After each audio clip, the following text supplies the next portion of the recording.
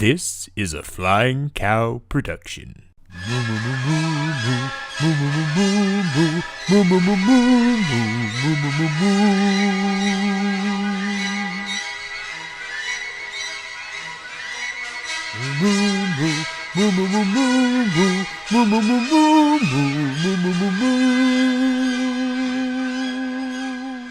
Sup, losers? Here we are for everybody's favorite interview show, The Hammer Sessions. That's right, Will.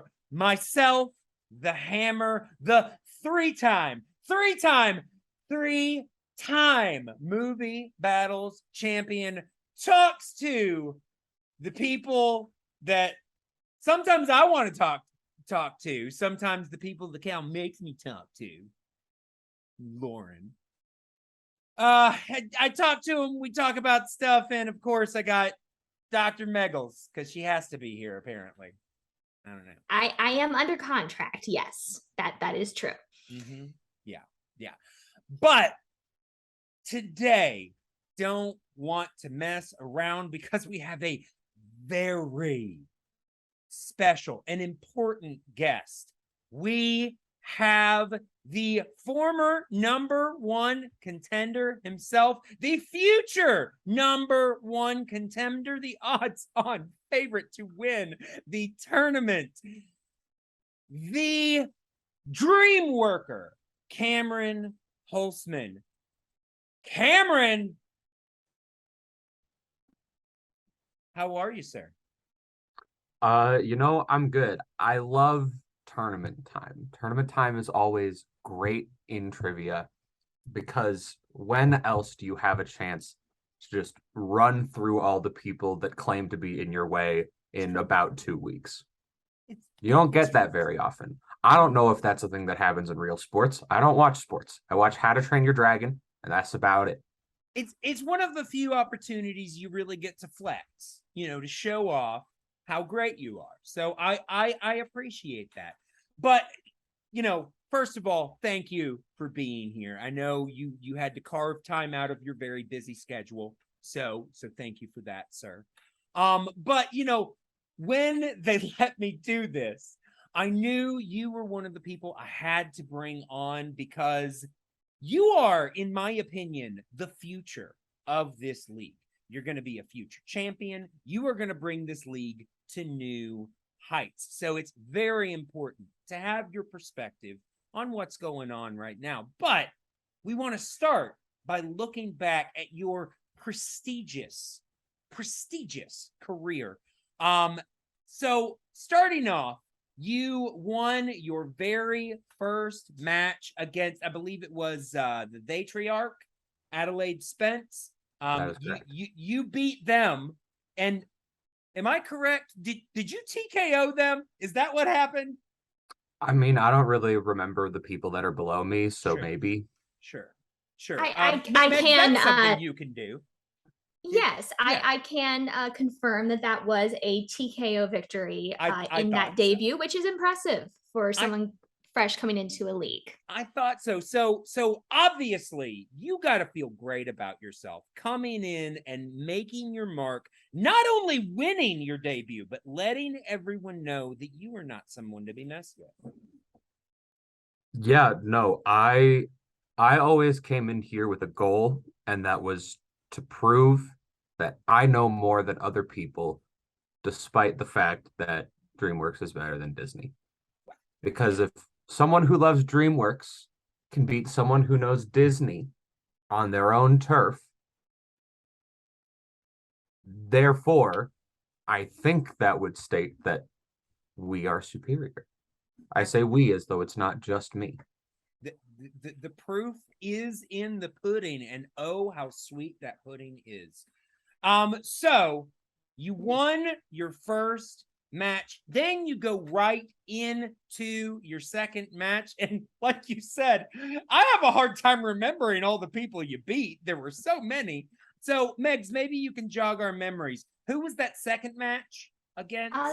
The second match was against the Spaniard, David Garcia. That's right. And I'm pretty sure that win was pretty decisive too. Was that a TKO, Megs?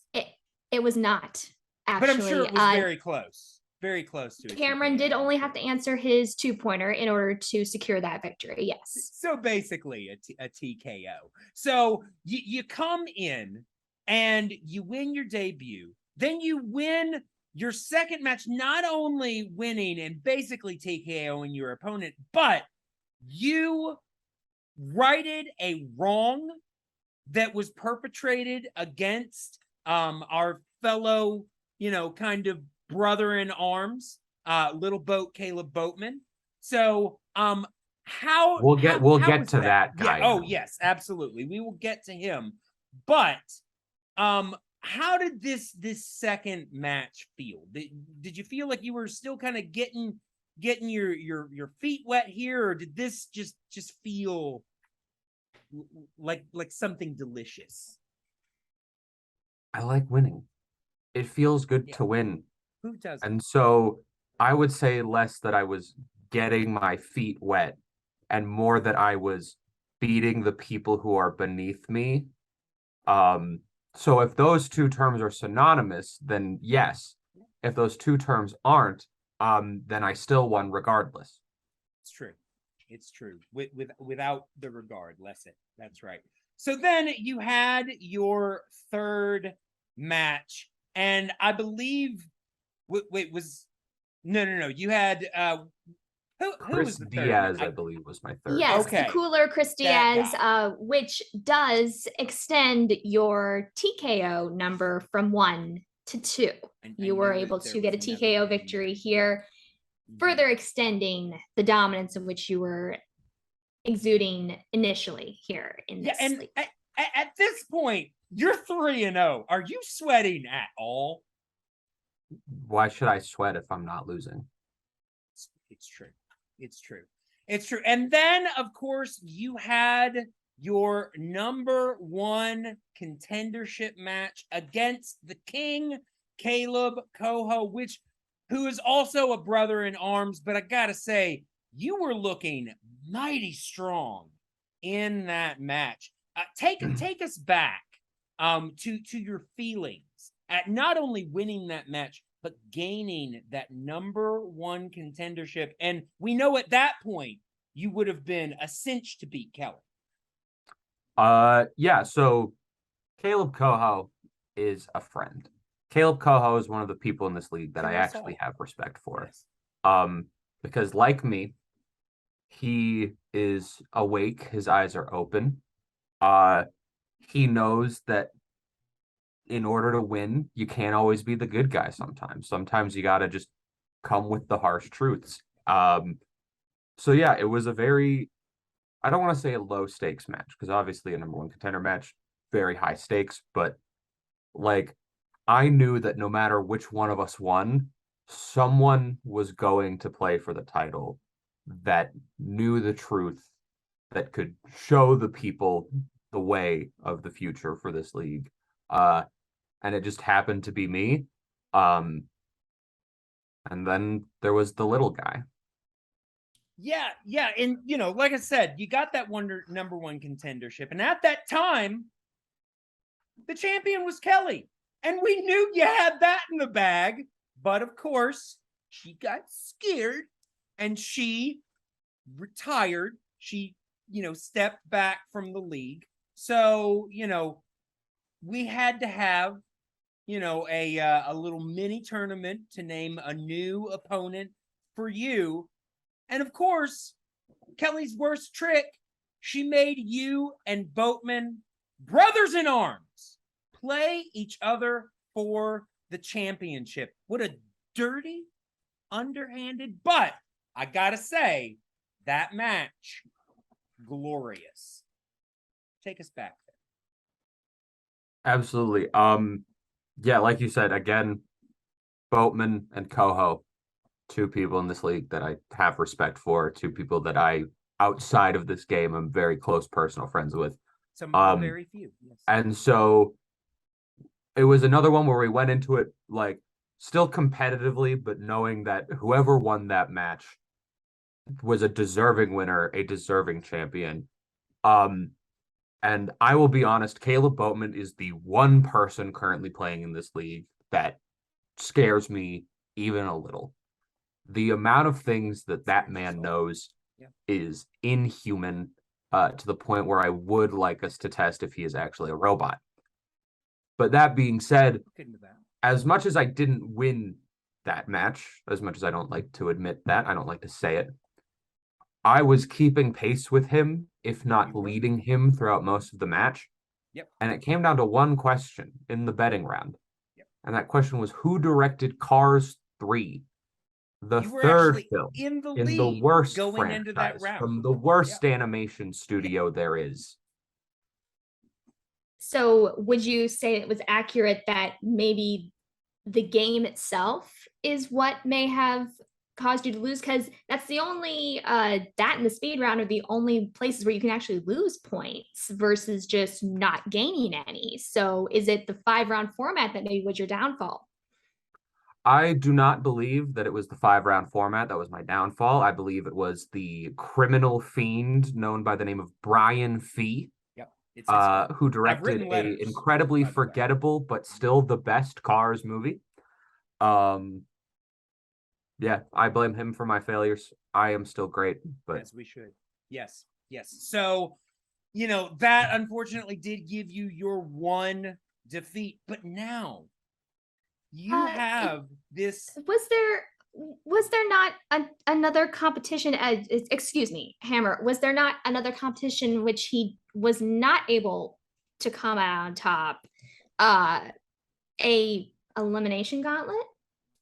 Are we forgetting let the record this? state that doesn't count. I wasn't in the same room as the people I was playing against at the time. It's true. Strike that from the record. Even then, he was. And even then, I still beat 3 people. In his debut, he was this close of taking that quadrant, of taking that round. That's Had just, he been in the room, presenting all the facts. Presenting all the facts for consideration to our audience that there was another match in which he was involved in. So, very but please important. continue. Thank you, Megs. But like I said, this now lays the road for your now road to the title, because the tournament's a foregone conclusion. We already know it doesn't really matter who else is playing. Cameron's gonna win. That's all there is to it. Tournaments have proven that anything can happen. So, Cameron, I know you mentioned that Caleb is the one person that you were a little nervous about. Is there anyone else on this bracket that gives you any cause for concern? All right, look, we've all seen the bracket. We've all seen what it looks like. But what people might not know is there's been a change to the bracket since it was released. My scheduled opponent ran away. He left the match before it even started filming, decided not to play me, which I respect a man who knows that he's not going to win and decides not to waste his time. So I have a new opponent who lost to that man. So I think I'll be fine. Then in round 2, I'm playing the winner of 2 people who have repeatedly, continuously failed to get to title matches despite playing in this league when there were only 8 people. And then in the 3rd round, I'm playing Caleb Coho again. Let's be real here. Look at that corner of the bracket. I'm playing Coho again. We've seen how that goes. That locks me in the finals. Whoever comes out of the other side of that, I'll be ready for them. I can do it. I appreciate the confidence. Yeah, so obviously we're going to get Cameron Boatman 2 in the finals or at the end of Blowout. That's your main event, folks. Hope you're ready for that, because that's happening. But like I said, Cameron, it has been great having you here today. Thank you for giving us, so willingly of your time. Are there any last words you would like to leave your fans and any potential opponents out there? Yeah, first of all, I'm always happy to be here. I will never miss an opportunity to talk about the greatest thing on earth, which is myself. Number 2, words for my opponents. Run. Run fast. Run far. I have a dragon. I have 3 dragons. I have a baby who is also a boss. I have chickens who can run faster than you can run. I think I've said all I need to say. That you have, sir. That you have. That's all that needs to be said. So, for all of us here, it's been your pleasure. Bye-bye.